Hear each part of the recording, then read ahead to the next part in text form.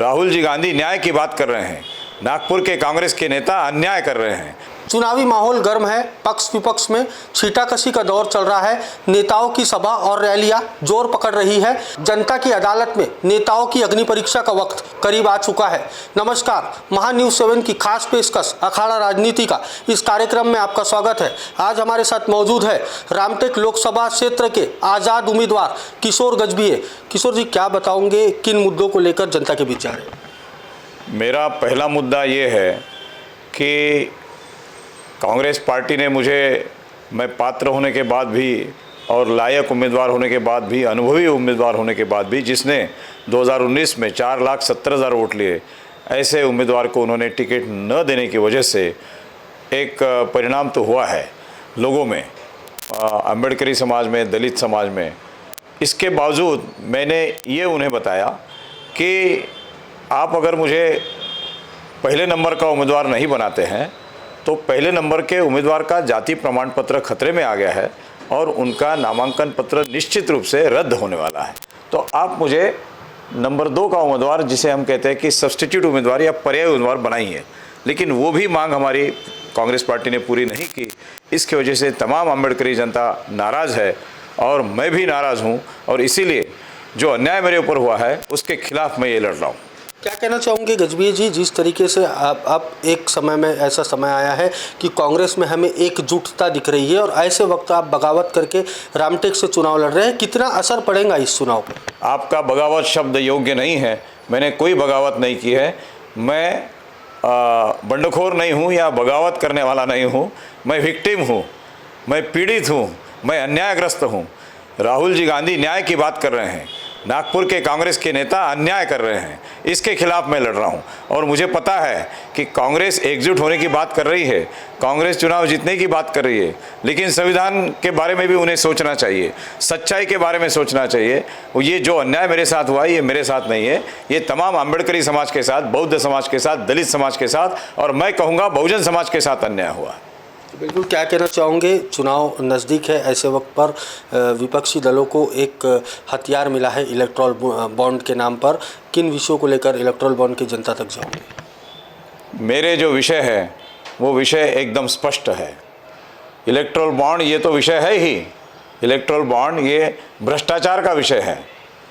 भ्रष्टाचार तो नोटबंदी में भी हुआ था।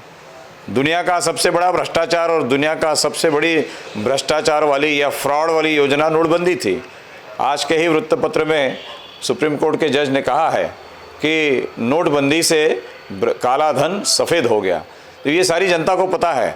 लेकिन मेरे रामटेक लोकसभा मतदार संघ में जो इश्यूज़ है वो इस प्रकार है कि पिछले 10 सालों में रामटेक लोकसभा मतदार संघ में विकास का कोई कार्य नहीं हुआ। विकास का 10 साल का बैकलॉग है, वो बैकलॉग मैं दूर करूंगा अगर मुझे चुन के दिया तो। ये मेरा पहला विषय है। दूसरा विषय बेरोजगारी का है। रामटेक लोकसभा मतदार संघ में बड़े बड़े रथी महारथी यहाँ से चुन के गए हैं। उनमें से एक है हमारे भूतपूर्व प्रधानमंत्री माननीय श्री PV नरसिंह राव जी। वो इतने बड़े लोग इस लोकसभा मतदार संघ से चुन के गए हैं, लेकिन मतदार संघ का विकास नहीं हुआ। बेरोजगारी की समस्या बड़ी भीषण है। हिंगना जो रामटेक में आता है, बूटीबोरी जो रामटेक में आता है, यहाँ की आधी फैक्ट्रियाँ बंद पड़ी है।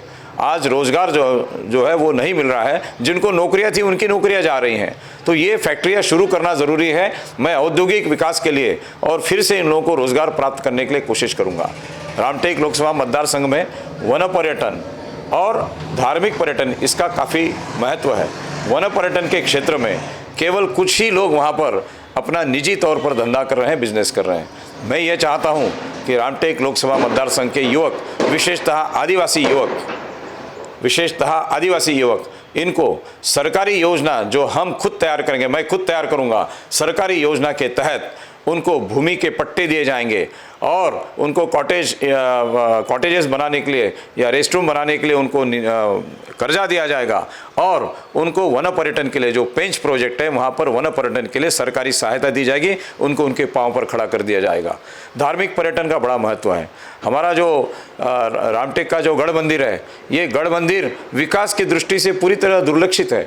जो वहाँ पर पर्यटक आते हैं, जो भाविक आते हैं, जो भक्तगण आते हैं, उनके रहने की, निवास की, घूमने फिरने की और आवागमन करने की और उनकी सुरक्षा की कोई व्यवस्था वहाँ पर है नहीं। तो उनको मार्गदर्शन करना, उनके लिए किताबें उपलब्ध करा देना, मेमेंटो उपलब्ध करा देना और वहाँ की साफ़ सफाई और कुल मिलाकर एक अच्छी उचित पर्यटन स्थल की जो व्यवस्था होती है वो वहाँ पर उपलब्ध कराने के लिए मैं कोशिश करूँगा। मेरा दूसरा प्रयास रहेगा कि रामटेक लोकसभा मतदार संघ में अगर हम चिचोली से आगे जाएंगे तो हमें एक बुद्धिस्ट सर्किट का पता चलता है। चिचोली जो है यह एक संग्रहालय है, वस्तु संग्रहालय, जहाँ पर परम पूज्य डॉक्टर बाबा साहब अम्बेडकर की जीवनी से संबंधित काफ़ी चीज़ें वहाँ पर रखी गई हैं। वहाँ पर बड़ा बुद्ध विहार है, वहाँ पर ध्यान केंद्र है। तो माहूर झरी, चिचोली, उसके बाद नागपुर की दीक्षा भूमि, उसके बाद कामठी का ड्रैगन पैलेस, उसके बाद मनसर का उत्खनन क्षेत्र, नागार्जुन टेकड़ी, भंतेजी, सुरई ससाई, इनके प्रयत्न से वहाँ पर बहुत काम हुआ है। तो ये पूरा बुद्धा सर्किट हम डेवलप करेंगे तो हमको विदेशी लोग, खास तौर से जापानी लोग वहाँ पर आएंगे, जापान के और बाकी फिर मलेशिया, थाईलैंड, इस देश के तो नागरिक आते ही हैं, श्रीलंका के नागरिक आते हैं। इनको हम लोग यहाँ आकर्षित करेंगे, उनके लिए अच्छा निवास बनाएंगे, उनके भोजन की व्यवस्था पाश्चिमात्य तरीके से उनकी व्यवस्था की जाएगी। ये पर्यटन को विकास देने वाला मुद्दा होगा।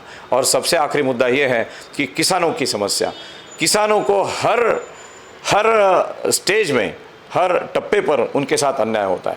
जब किसान अपना नांगर चलाता है, हल चलाता है और अपनी ज़मीन तैयार करता है, जब वो बीज खरीदी करने जाता है, जिसको मराठी में बियाणे कहते हैं, तो बीज खरीदी करने जाता है तो उसके साथ फसवणूक की जाती है, उसके साथ धोखा होता है।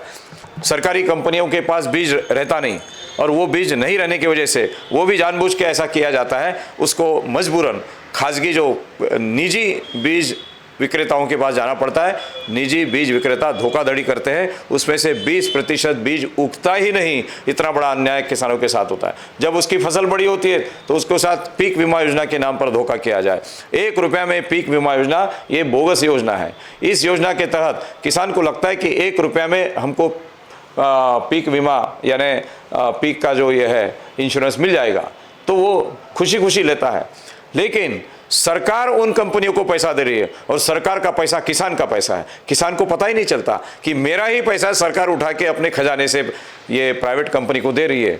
हम अगर पर्सनली, व्यक्तिगत रूप से अगर मैं इंश्योरेंस निकालता हूं तो मुझे पता है कि मेरा प्रीमियम कितना है और मुझे कितना मिलने वाला है। लेकिन किसान जब 1 रुपये में बीमा निकालता है, उसको पता ही नहीं चलता कि उसने कितने रुपए का बीमा निकाला है, कंपनी को कितना रुपया मिला है। और जब उसका नुकसान अगर 2 लाख का हुआ है तो उसके हाथ में 3,500 का चेक पकड़ा दिया जाता है। ये बहुत बड़ी फ्रॉड योजना है, इसको तुरंत बंद करना चाहिए। और दूसरी योजना पीक बीमा के लिए ये करना चाहिए। किसानों को नुकसान यहाँ होता है।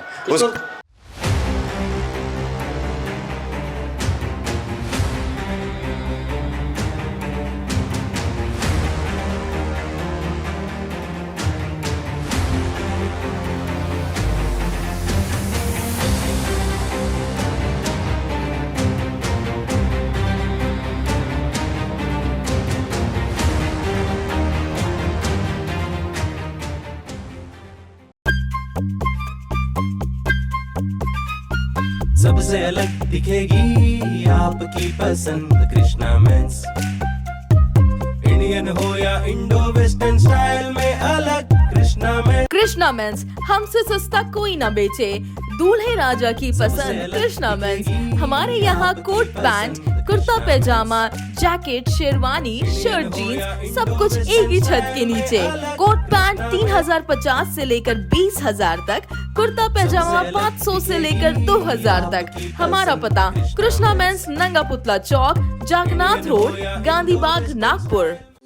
Integrity super specialist hospital and research institute of Nagpur अब नागपुर में अत्याधुनिक सुविधाओं के साथ ICU, modular operation theatre, maternity surgery and laparoscopy surgery, orthopaedic and joint replacement, dialysis unit, pathology and pharmacy. Our address: Vinoba Nagar, Kharbi Ring Road, Nagpur. Our contact: 8668792352, 9801980100.